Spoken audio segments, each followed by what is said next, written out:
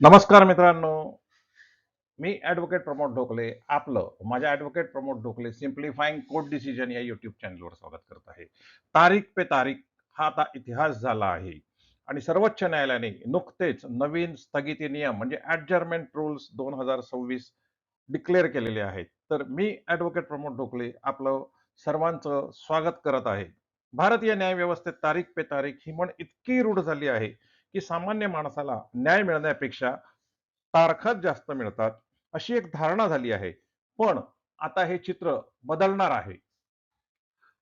18 मार्च 2026 रोजी सर्वोच्च न्यायालयाने एक ऐतिहासिक परिपत्रक म्हणजे सर्क्युलर जारी केले आहे, ज्यामध्ये न्यायालयातील स्थगिती म्हणजे ॲडजर्नमेंट घेण्याच्या पद्धतीत मोठे बदल करण्यात आले आहेत.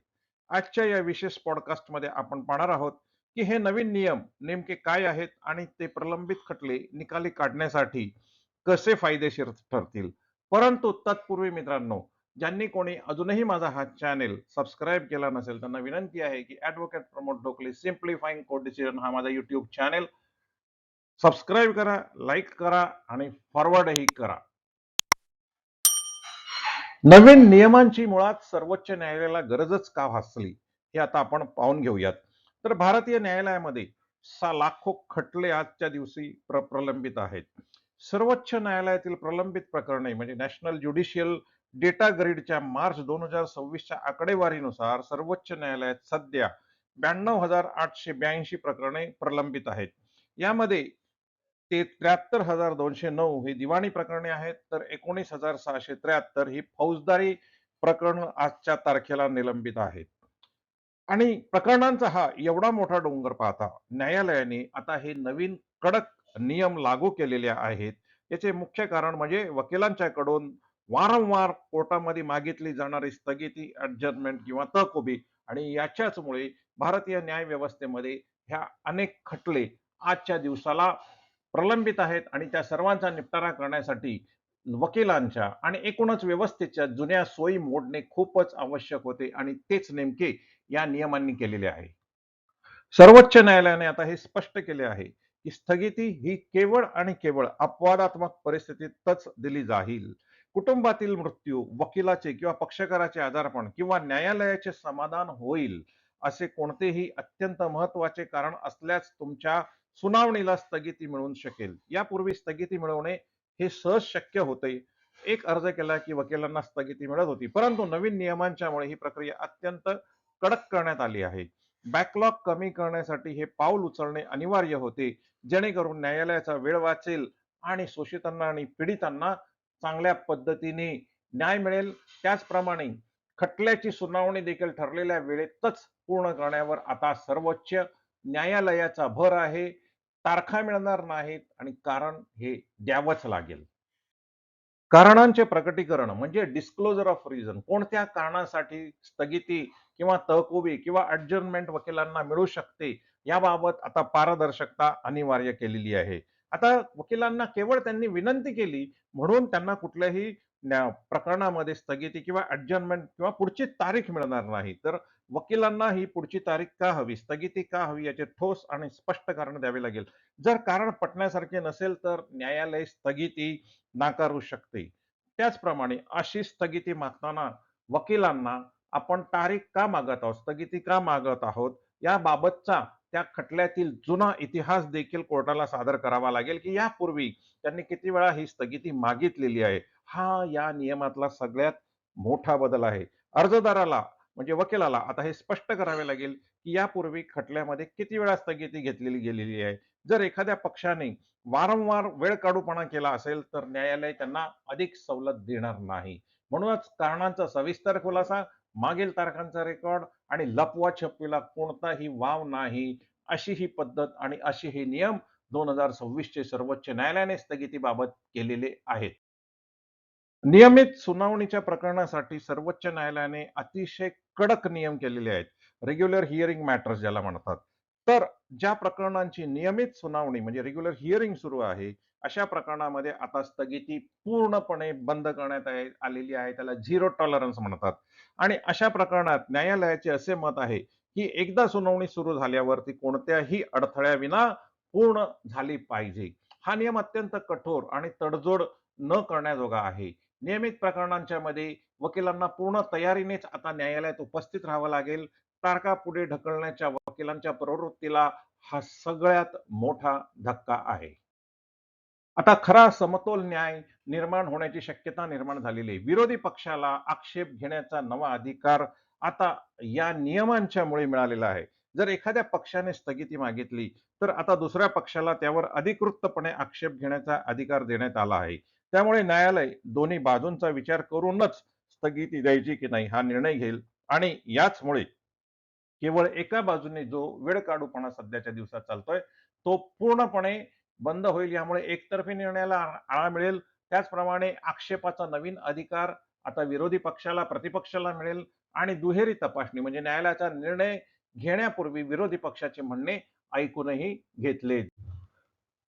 विनंती करण्याची प्रक्रिया म्हणजेच जर एखाद्या पक्षाला एखाद्या केसमध्ये स्थगिती किंवा ॲडजर्नमेंट किंवा पुढची तारीख जर हवी असेल, तर त्याच्यासाठीची जी प्रक्रिया आहे ती अत्यंत कठोर आहे. ती आपण थोडक्यामध्ये समजावून घेऊया. सुनावणी स्थगितीसाठीचे पत्र कुठल्याही वकिलाला ॲडव्होकेट ऑन रेकॉर्ड ज्याला म्हणतात, त्या ॲडव्होकेटला किंवा त्याच्या पक्षकाराकडून ते तसं पत्र सुनावणीच्या स्थगितीसाठी कोर्टाकडे दिले जाऊ शकते. हे विनंती पत्र दुसऱ्या पक्षाला म्हणजे प्रतिपक्षाला किंवा ज्याने कॅव्हेट फाईल केला आहे, ज्याला सुनावणीमध्ये इंटरेस्ट आहे, अशा पक्षाला देणे, आगाऊ देणे हे अनिवार्य आहे. सुनावणीच्या आदल्या दिवशी, कामकाजाच्या दिवशी सकाळी 11 वाजेपर्यंत म्हणजे 11 वाजेपूर्वीच अशा विनंतीची प्रत आणि पोहोच पावती ही कोर्टात सादर करणे वकिलाला किंवा ॲडव्होकेट ऑन रेकॉर्डला अत्यंत आवश्यक आहे.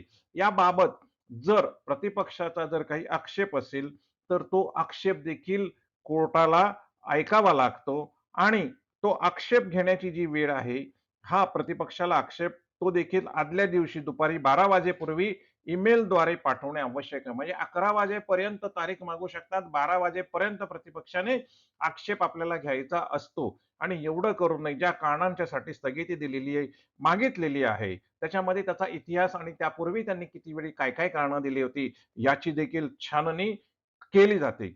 तर स्थगितीच्या अर्जात स्पष्ट करणे आणि त्या खटल्यात आतापर्यंत किती वेळा स्थगिती घेतली, हे पाहिलेच जाते. त्याचप्रमाणे अतिशय अपवादात्मक परिस्थिती आहे का, हे देखील बघितले जाते. ज्यामध्ये पक्षकाराचे आजारपण, कुटुंबातील मृत्यू, वकिलाचा किंवा पक्षकाराचे देखील आजारपण याचा समावेश होतो. न्यायालयाचे समाधान झाले तरच आणि तरच अशा वेळेला स्थगिती मिळेल. थोडक्यात स्थगितीवरील मर्यादा नवीन प्रकरणांच्या मध्ये केवळ एकदा स्थगितीसाठी विनंती करता येईल. तसेच न्यायालयासमोर प्रकरण आल्याशिवाय सलग 2 वेळा स्थगिती ही दिली जाणार नाही. न्यायालयाचा निर्णय हा अंतिम असेल आणि या तीनही चाचण्या पार केल्यानंतरच सर्वोच्च न्यायालयाकडून अशा पद्धतीची स्थगिती कुठल्याही ॲडव्होकेटला, वकिलाला किंवा पक्षकाराला मिळू शकते. आता एका दृष्टिक्षेपात आपण पूर्वीची पद्धत विरुद्ध 2026 चे बदललेले नियम काय ते समजून घेऊयात. तहकुबीसाठी किंवा ॲडजर्नमेंटसाठी किंवा तारखेसाठी अतिशय सहजपणे आणि सामान्यपणे तारखा मिळायच्या आणि कोर्टामध्ये विलंब व्हायचा आणि तुम्ही आणि आम्ही वर्षानुवर्षे कोर्टात चक्र टाकायचो. परंतु आता ते अत्यंत दुर्मिळ आणि अपवादात्मक परिस्थितीतच ती तहकुबी किंवा ॲडजर्नमेंट किंवा तारीख मिळेल. नियमित सुनावणी पूर्वी वारंवार तारखा मिळाल्याने नियमित सुनावणी होत नसे. परंतु आता स्थगितीला पूर्णपणे मनाई, झिरो टॉलरन्स ही पॉलिसी सर्वोच्च न्यायालयाने डिक्लेअर केल्यामुळे नियमित सुनावणी सुरू होईल अशी आशा आहे. माहिती देणे म्हणजे कोणत्या कारणासाठी स्थगिती मागितली जाते, त्याची पूर्ण माहिती देणे, मागील इतिहास देणे आणि सविस्तर कारणं देणं. आता जो जी व्यक्ती, जो पक्षकार किंवा जो वकील तारीख मागतो त्याच्यावर बंधनकारक आहे. विरोधी पक्षाची भूमिका पूर्वी विरोधी पक्षांना कोणताही अधिकार नव्हता, प्रतिपक्षाला कोणताही अधिकार नव्हता.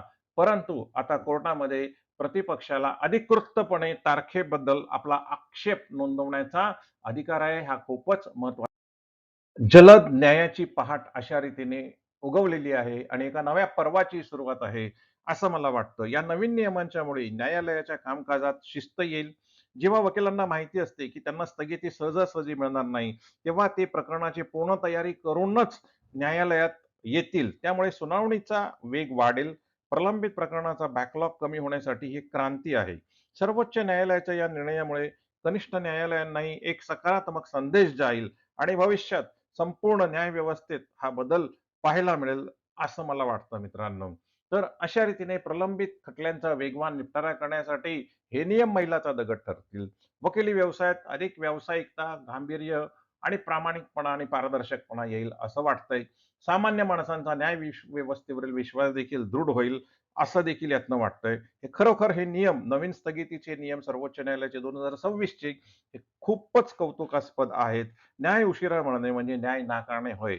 Justice delayed is justice denied म्हणतात, जे आता सरसकट होतंय. आणि आता हे तत्व खऱ्या अर्थाने प्रत्यक्षात येईल. तुम्हाला काय वाटतं? या नियमांमुळे सामान्यांना लवकर न्याय मिळेल का? तुमचे विचार कमेंट बॉक्समध्ये मला नक्की कळवा. व्हिडिओ आवडला असेल तर लाईक करा, सबस्क्राईब करा आणि फॉरवर्डही करा. आणि अशाच माहितीसाठी माझा चॅनेलवर या आणि नवीन-नवीन व्हिडिओ पाहत राहा. धन्यवाद हा व्हिडिओ शेवटपर्यंत पाहिल्याबद्दल. पुन्हा भेटूयात अशाच एखाद्या महत्त्वाच्या केसवर.